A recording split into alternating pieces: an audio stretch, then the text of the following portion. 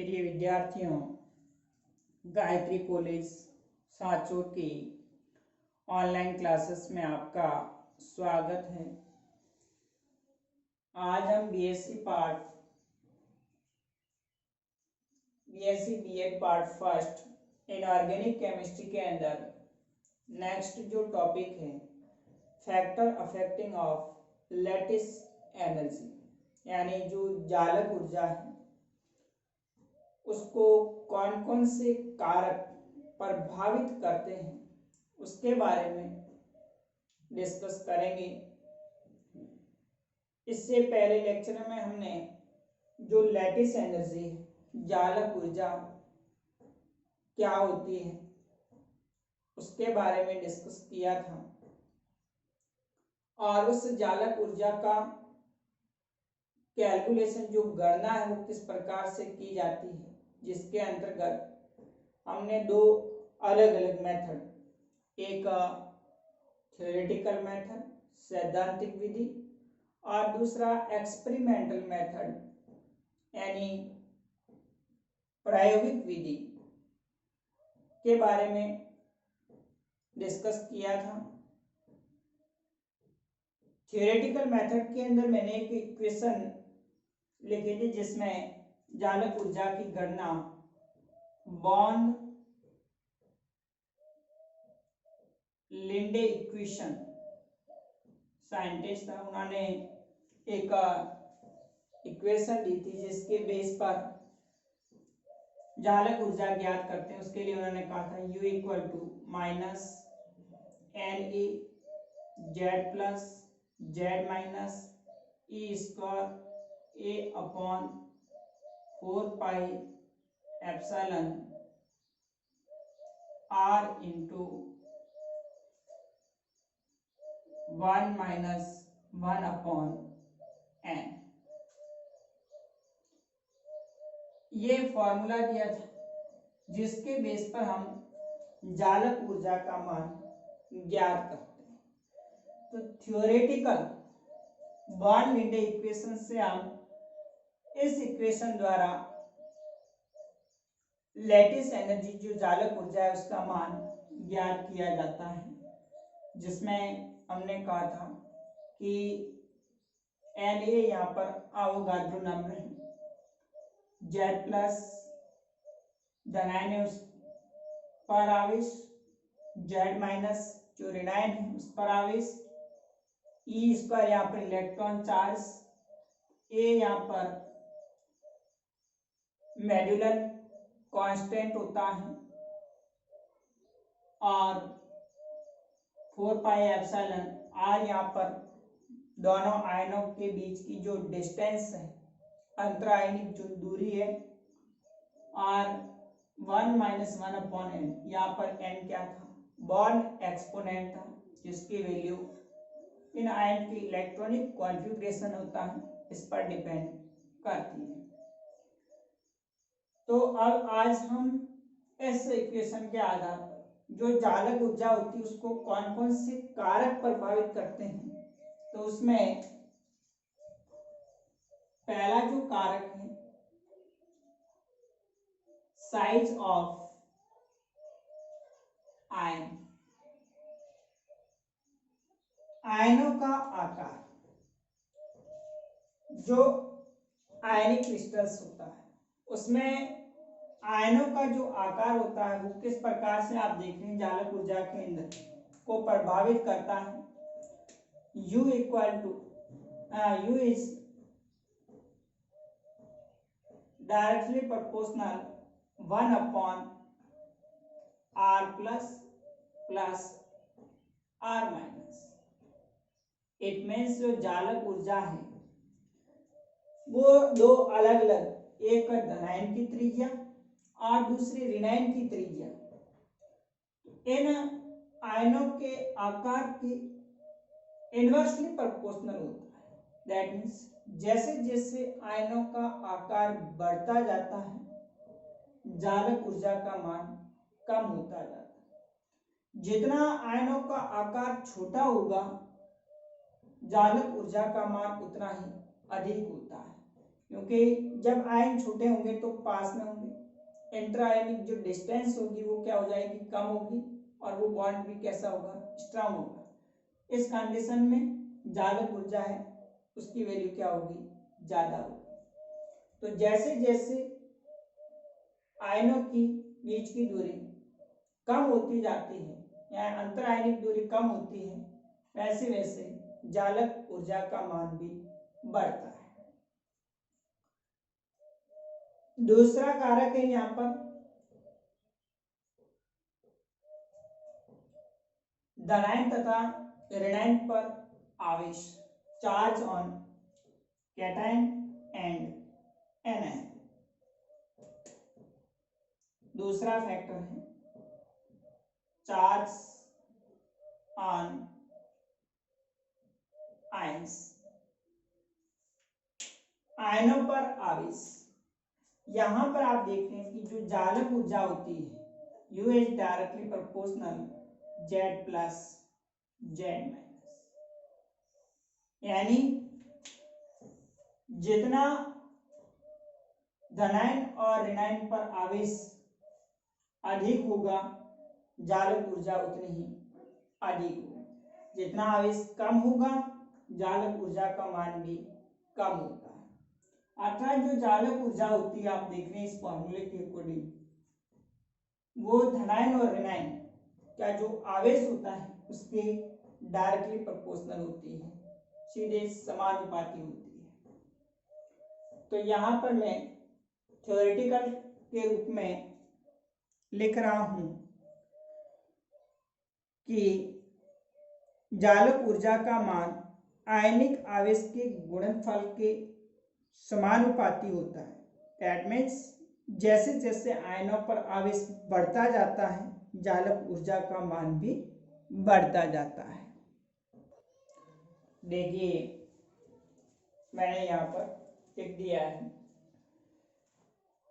Charge on ions, जैसे जैसे आयनों पर आवेश बढ़ता जाता है जालक ऊर्जा का मान भी बढ़ता जाता है। तो बॉर्न-लिंडे इक्वेशन के अनुसार U is directly proportional Z plus Z minus है, Z प्लस है वो धनायन पर आवेश और Z माइनस है वो ऋणायन पर आवेश। तो धनायन पर आवेश और ऋणायन पर आवेश जैसे जैसे आयनों पर आवेश बढ़ता जाएगा जालक ऊर्जा का मान भी बढ़ता जाता है, क्योंकि ये डायरेक्टली प्रोपोर्शनल है। तीसरा है कॉम्प्लेक्सेशन ऑफ आयंस, यानी आयनों का संकुलन। आयनों के संकुलन के अंदर हमने बात की थी बॉर्न-लिंडे इक्वेशन में, ए जो होता है वो मेडुलम कांस्टेंट होता है और इसका मान जो आयनिक क्रिस्टल होता है उसके पैकिंग पर डिपेंड करता है। तो यहाँ पर जब ए की वैल्यू बढ़ेगी तो जालक ऊर्जा का मान भी बढ़ता है, यानी U इज डायरेक्टली प्रोपोर्शनल मेडुलम कांस्टेंट। देखिए यहाँ पर मेडुलम स्थिरांक क्रिस्टल संरचना पर डिपेंड करता है।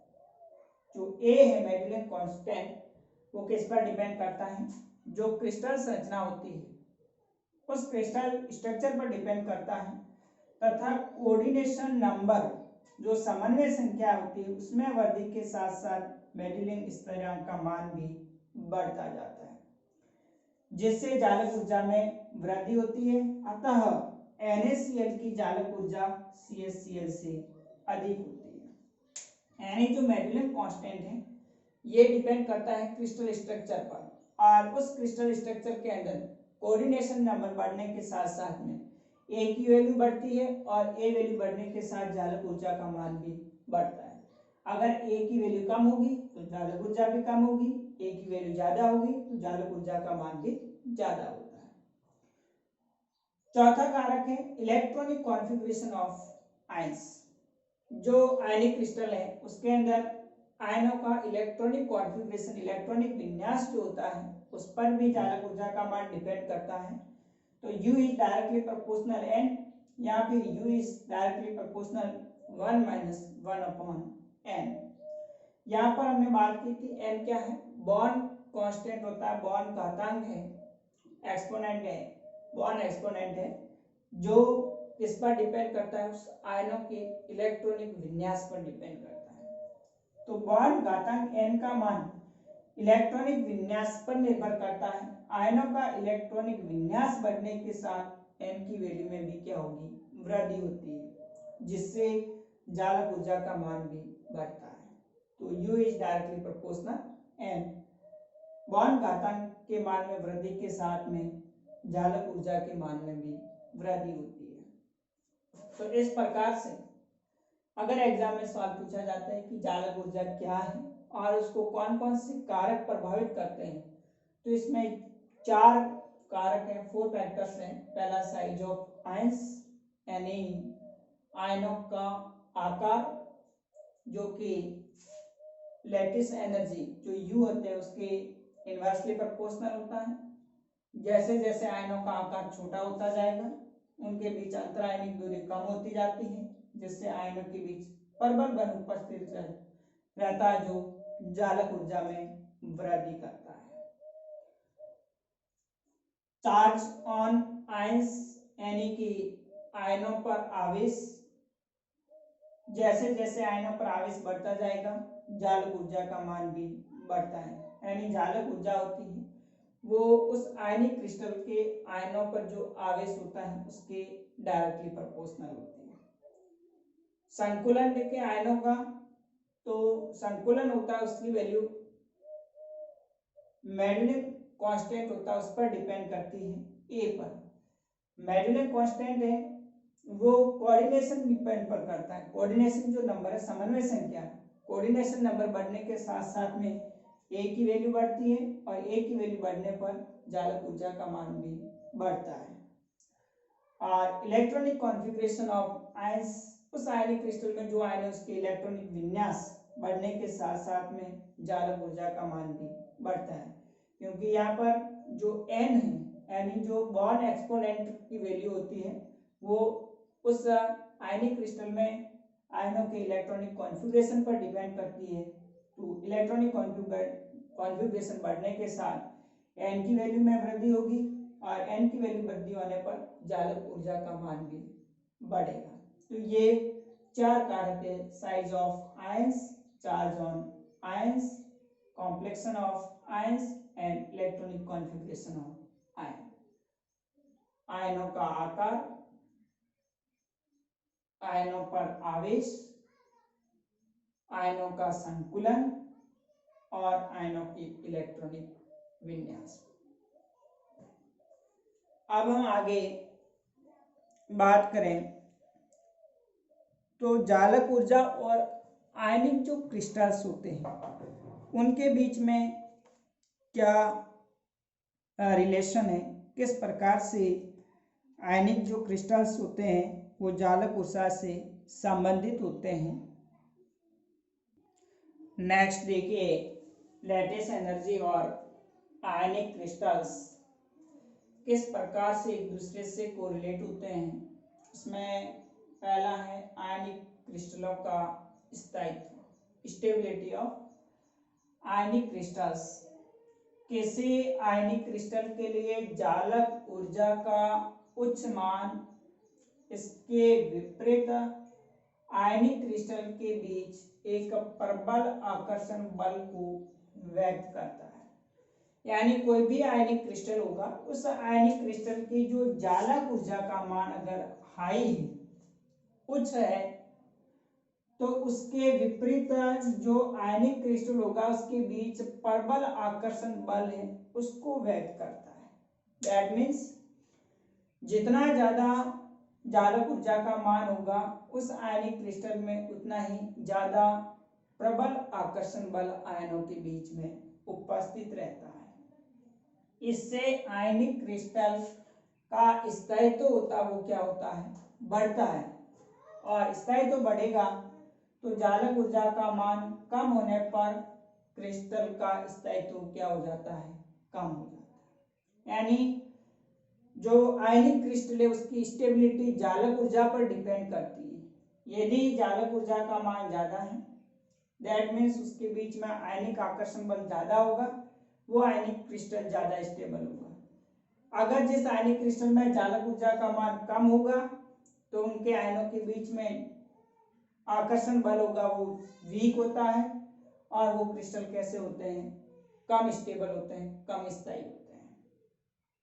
दूसरा है जल में विलेयता। आयनिक यौगिक जिनकी चालक ऊर्जा का मान उच्च होता है उनकी जल तथा अन्य ध्रुवीय विलायकों में विलेयता कम होती है। ऐसे आयनिक कंपाउंड जिनकी लैटिस एनर्जी बहुत ज्यादा है उन आयनिक क्रिस्टल की जल या जो अन्य पोलर सॉल्वेंट होते हैं उसमें विलेयता क्या होती है, कम होती है, क्योंकि इन यौगिकों में आयनों के बीच क्या होता है, प्रबल आकर्षण बल उपस्थित रहता है। अतः जल या अन्य जो ध्रुवीय विलायक जिनके परावैद्युतांक जो डाइइलेक्ट्रिक कांस्टेंट है उसका मान उच्च होता है, अतः ये क्या करते हैं, आयनिक क्रिस्टल में उपस्थित आयनों के आकर्षण बल को क्या कर देते हैं, समाप्त कर देते हैं तथा आयनों से क्रिया कर एक ऊर्जा उसमें से मुक्त करते हैं। उस ऊर्जा को हम सॉल्वेशन एनर्जी, विलायकन ऊर्जा या हाइड्रेशन एनर्जी, जल योजन ऊर्जा कहा जाता है। यानी जो पोलर सॉल्वेंट होते हैं उसको हम आयनिक क्रिस्टल में डालेंगे तो उन आयनों की इंट्राआयनिक जो डिस्टेंस है उसको ब्रेक करते हैं और उसमें से एक एनर्जी रिमूव होती है। उस ऊर्जा को हम सॉल्वेशन एनर्जी, विलायकन ऊर्जा या जल योजन ऊर्जा कहा जाता है। यदि उस जल ऊर्जा या विलायकन ऊर्जा का मान ज्यादा है तो ऐसे आयनिक क्रिस्टल्स उस सॉल्वेंट के अंदर या वाटर के अंदर सॉल्युबल होते हैं और जिनमें ये वैल्यू कम होता है उसका मान जल योजन ऊर्जा या विलायकन ऊर्जा का, तो ऐसे आयनिक क्रिस्टल जल या अदर जो सॉल्वेंट होते हैं उसमें कम सॉल्युबल होते हैं। तो चालक ऊर्जा से ऊर्जा का मान यानी जो आयन है वो आपस में क्रिया कर ऊर्जा मुक्त करते हैं तो ये ऊर्जा विलायकन ऊर्जा या जल योजन ऊर्जा का मान चालक ऊर्जा से अधिक हो तो आयनिक यौगिक जल या विलायक में विलय होते हैं। यानी ऐसा विलायकन ऊर्जा या जल योजन ऊर्जा उसका मान चालक ऊर्जा से अधिक होगा तो ही वो आयनिक क्रिस्टल जो होगा वो जल या अदर जो सॉल्वेंट होते हैं उसमें सॉल्युबल होते हैं। अब हम आगे नेक्स्ट जो चालक ऊर्जा की कैलकुलेशन के लिए बॉर्न-हैबर साइकिल है, एक्सपेरिमेंटल जो मेथड है, बॉर्न-हैबर चक्र द्वारा किस प्रकार से चालक ऊर्जा की गणना की जाती है उसके बारे में अगले वीडियोस में डिस्कस करेंगे। Okay, thank you.